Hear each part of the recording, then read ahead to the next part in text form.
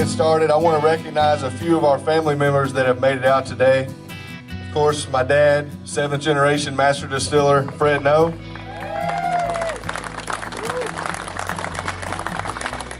My mom, wife, and daughter, Sandy Noe, Kay Noe, and Brayley Noe.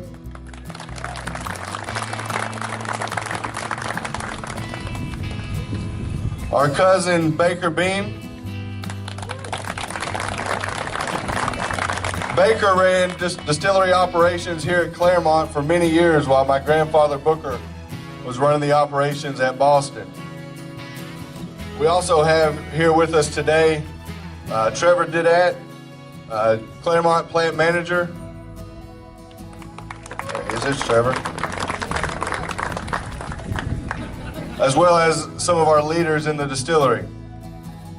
And lastly, I'm also honored to have our top 15 tenured employees of our union with us today. Combined, they have over 495 years of experience. Raise your hand, fellas.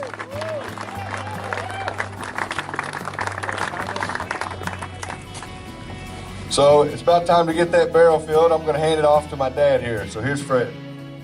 Thanks, Freddie. It's a historic day, being introduced by my son, the 8th generation Beam family distiller. That's kind of cool. And being up here with this 15 millionth barrel, it means I'm still above ground, which is pretty good.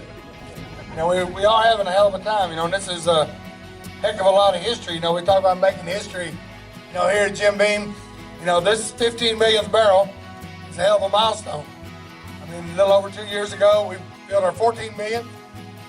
Back when they first started the distillery after Prohibition, it took them 30 years to get to 1 million. And it took us just a little over 2 years to do 1 million. So it kind of shows you how much this bourbon industry has grown. Jacob, you think about it, he started over at Hardin Creek, over where Washington, Marion, and Nelson County meet, maybe making 1 barrel a day if he was lucky. And probably took a hell of a lot of luck to get 1 barrel a day made. And to think, that he got the business started for us over 220 years ago, and the family stuck with it for over 220 years. And then Jim Beam, he started this plant back up here after Prohibition. Hell, he was 70 years old. And to get this thing back up and running in 120 days is pretty damn amazing. Hell, I just turned 61 last week. I don't know if I can get the damn thing started in 120 years, but I got some damn good help. The guys that raised their hands, they've been around here for a long time. A lot of them worked with my dad. All of them have worked with me. A lot of them have been working with Freddie. It's kind of cool. We are one big family here at Beam. I was the only child. Freddie's the only child. And without everybody that touches our products, that's what makes us a Beam family. We can't do it by ourselves. We got to have a lot of help. From our sales guys on the street, from our guys here at the plant that do everything from unload the grain, make the bourbon, put it away in these rack houses, pull them barrels out, get it to the bottling, get it bottled, get it around the world. It's really cool that what we do. And when I travel the world, it's amazing. It doesn't matter if I'm in Moscow, Tokyo, Louisville. You see a bottle of Jim Beam, it come from right here, which is really cool to see it when you do.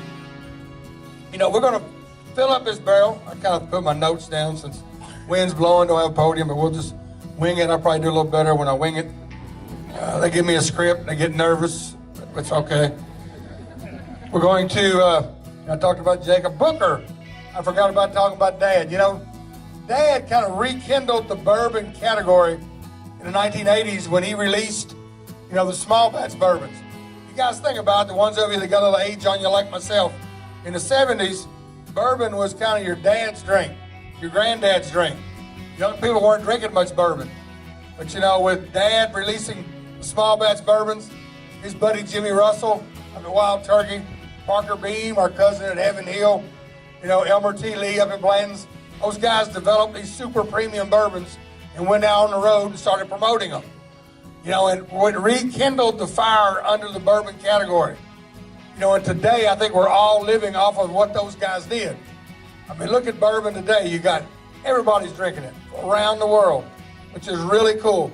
Ladies are drinking it now. Used to, When I would do tastings 20 years ago, you'd watch the women slide their samples over to the significant other that brought them to the event. Now you see as many bachelorette parties coming through here for getting married as you do bachelor parties. Which it ain't bad bringing the girls in to drink a little bourbon. It's all right. We got enough of it. I mean, we got over 2 million barrels aging in these rack houses around you right here. You know, it was really cool. I mean, Governor Beshear used to always say there's more barrels of bourbon aging here in Kentucky than there are people living here. That's pretty cool. Everybody can get a barrel and a piece. I'm gonna get my share. That's for damn sure. So we're going to fill that. We're doing now. Fill the barrel.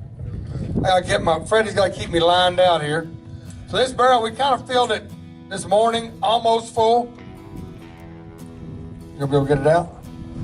Oh, yeah, our buddies in the warehouse took care of us. I said, we'll test their ass. We'll put it in there about 2/3 of the way.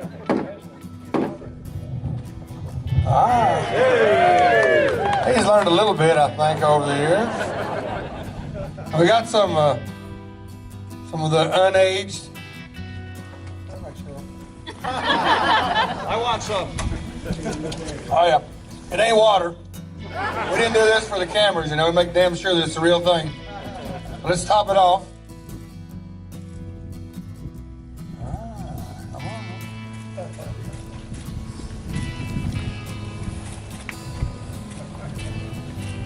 We're going to get there, I think.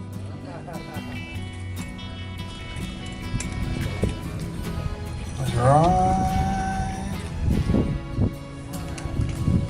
Yeah.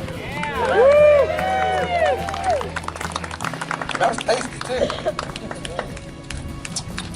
Now we gotta get it good and sealed up because you know we don't want the angels to get too much. Well, since Dad passed away a few years ago, I've been calling what we lose the evaporation Booker's share. I'm sure we've gone up from 4%. We're probably losing 6 or 8 now. I'm sure I know as much as he drank here on Earth, he's getting all of his fair share out of here. But let's seal it up good so your grandfather and my father can't get too much out of this barrel. Finish it off, you a little stronger than me. All right. I'm gonna pass it back over to Thanks. Well, before our guys in the warehouse who set us up today roll this barrel off and put it in the warehouse, this barrel is going to be aging in Warehouse D, which is the historic warehouse right here. That's the warehouse that Jim Beam, his son Jerry, and our cousin Carl rebuilt after Prohibition when they got the distillery up and going. And before we let them guys take that barrel off, we want to toast you guys for making history today. Cheers. Cheers.